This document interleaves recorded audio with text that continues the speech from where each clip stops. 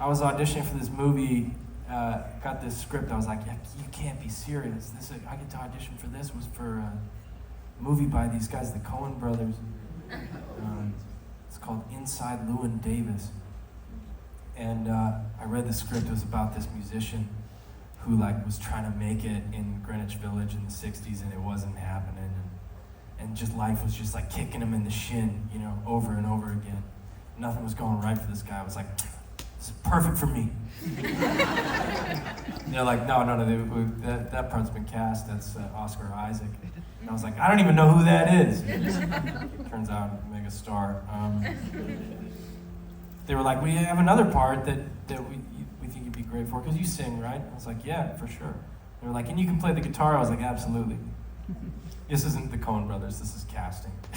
So I'm like, yeah, no, I can totally. And then I called up a friend of mine and was like, how do I play the guitar? And he was like, okay, let's work on it. I worked on it with a friend of mine for a while, and they wanted one song in particular, so I learned this song by this guy named Tom Paxton, beautiful song called The Last Thing on My Mind, and I could only play the one tune. I could finger pick that one pattern and that one song. And I made a tape for it, and I get this call that's like, hey, the Coen brothers want to see you in New York. I was like, oh man, okay, well, so I'm just gonna go and meet the Coen brothers? And they're like, yeah, you're gonna go, and not only are you gonna meet them, you need to show them that you can do this part. I was like, totally, right on. They're like, and you bring your guitar and play. I was like, right, my guitar. Did not have a guitar. So I asked my buddy, I was like, hey, thanks for teaching me that song. Can I have your guitar to New York? And he was like, oh, okay. And he helped me out. So I go to the airport with my guitar, and I'm all excited. And I get on this plane, and they were giving out sandwiches and stuff on the plane. This was in the early days of a Canadian airline called Porter. And they were giving out these little chocolates and stuff. It was all very boutique and cute, And I was like, oh, this is awesome. This is it. This is it. I'm gonna make it with the Coen brothers. And I get off the plane, and I kind of get my borrowed guitar, and I'm going straight from the plane to the audition, which is in Tribeca somewhere in New York City. And I'm kind of okay, I'm figuring out how to get there. And somebody taps me on the shoulder from behind and goes you got a little something on your pants. And I look kind of behind me, and the chocolate they were giving out has found its way under me for the entire flight. Melted, caked on, and it doesn't look good. You know what I mean? So I'm like, okay, well, I'm on my way to meet the Coen brothers. What to do here? And so, humbled once again, very inside Llewyn Davis, actually. I took my pants off and washed them in the sink at the Newark airport with my friend's guitar leaning next to me. People were like, I've seen people shave, but never this. And I turned up at the audition, and on the walk down into their little underground lair, I saw I don't know how many Oscars these guys have, but just all these awards and things. And there they were, the hallowed Coen brothers, the directors of Fargo, and Oh Brother, Where Art Thou? One of them was just eating cereal, and I was like, this is so nuts. I fumbled my way through that song, and I didn't get the part. What are you gonna do? You can't get them all. Sometimes you can't get any of them. And that's humbling. Imagine doing 3 job interviews a week, and they're all no. You get really face to face with who you're not, And I'm not a lot of people. But that's good. It's good to not be everybody. Right? Yeah, because none of you are everybody either, are you? It's not just me. I had this neighbor who just exudes this confidence. This guy had a serious drug problem. I'm like, dude, you should come and do my show. It's your confidence is off the charts. He's always being like, hey, no, what's up? I'm like, buddy, you are born for the stage. Imagine I just introduced him right now. Here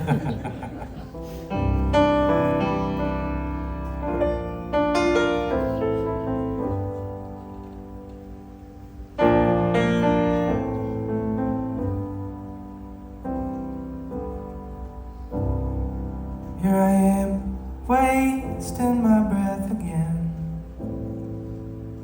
taking up oxygen. I'll never be president.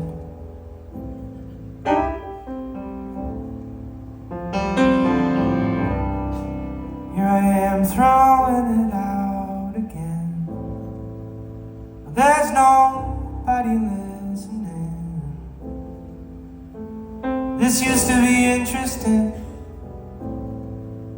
but now it's so hesitant. Probably never be anything.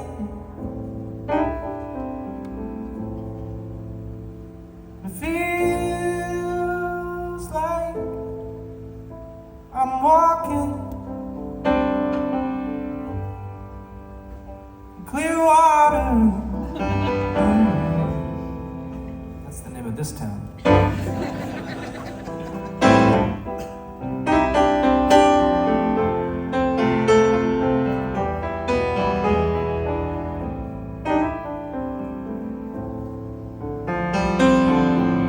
There was a time when the late night was everything,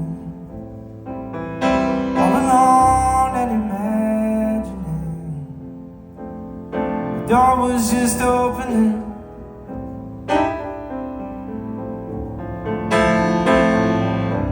Now it feels like nothing was happening, and it's not worth remembering. My patience is wearing thin. You can tell me I'm arrogant, but man, I could have been anything. And now it feels like I'm walking. You know, it feels like I'm walking underwater.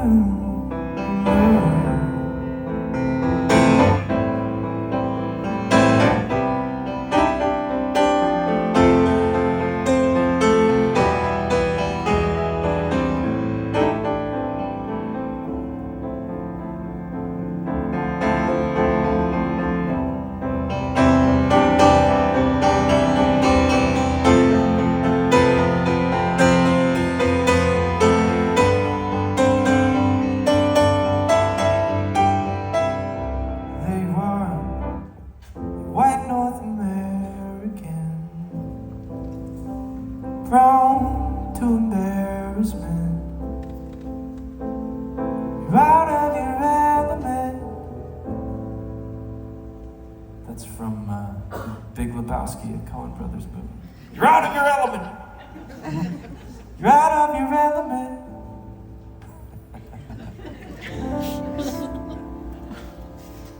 Feels like there's only one way to settle it, all by faking intelligent. Pretend that you're confident. No one will see just how desperate you are to be relevant. And it'll feel like you're walking. Oh, it's gonna feel like you're walking on water.